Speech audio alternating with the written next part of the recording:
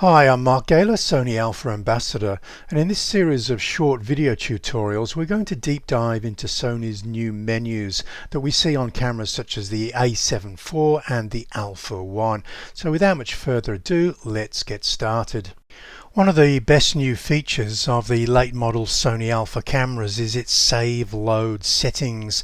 This makes it possible to save all of the settings of your camera to a file on a memory card, and then you can back that up on your computer. It's also a great way of sharing settings with another user who owns the same camera. Okay, let's start by looking at how we can save the settings. And this is also the same start of the workflow. If you're going to load my camset file that I've saved from my copy of the A7 IV, and you want to set up the camera the same as I've set mine, and that is available from patreon.com. So come over to the menu.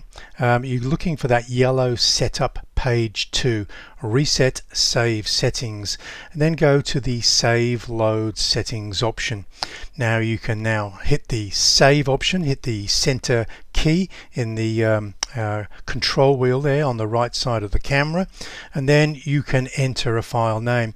You can just leave it at the camset01, but you can go in and alter that name if you want to, and then just hit the save option. Okay, once that file is saved, you want to then move that memory card over to your desktop on your computer, because this is where you're going to back those settings up. Now also on this desktop you'll see my Sony A7M4 camset file that you can download from patreon.com. It comes as a zip file, so what you'll want to do is you'll want to unzip that file so you just have one folder called Sony. If you're using a CF Express card, you'll just simply drag it to that icon and then hit replace. So you'll basically replace the Sony folder that you created from your save workflow with my Sony folder. Okay, so the workflow is slightly different if you're using an SD card instead of a CF Express Type A card. Remember these save load settings, it saves it to the upper slot, slot 1. Okay, so again you'll just want to unpack or unzip that file, so you've just got that Sony folder.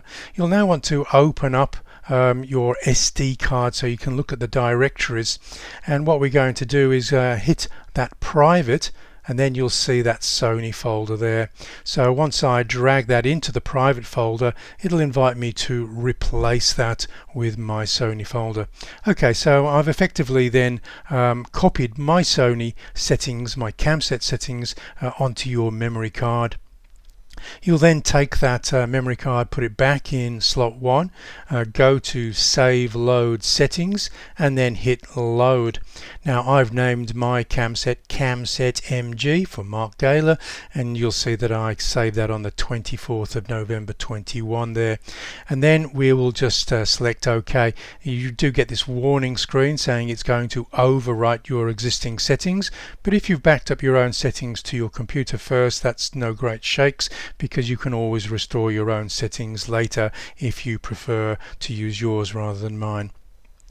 Now one of the telltale signs that you've loaded my settings is if you just hit the FN button on the back of the camera, you'll see my configuration for the FN menu for stills.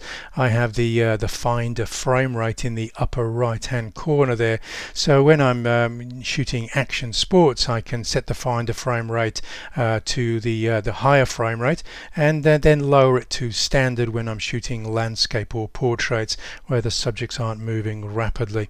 Okay, so if you've wanting to get familiar with the way I've set up my camera, then obviously my 500-page ebook on patreon.com will outline all of the settings included in that camset, but also this memory mastermind video tutorial will show how I use all of the memories on the camera on both the shoot mode dial and the recall custom hold memories to ensure that I very rarely, if ever, miss a shot.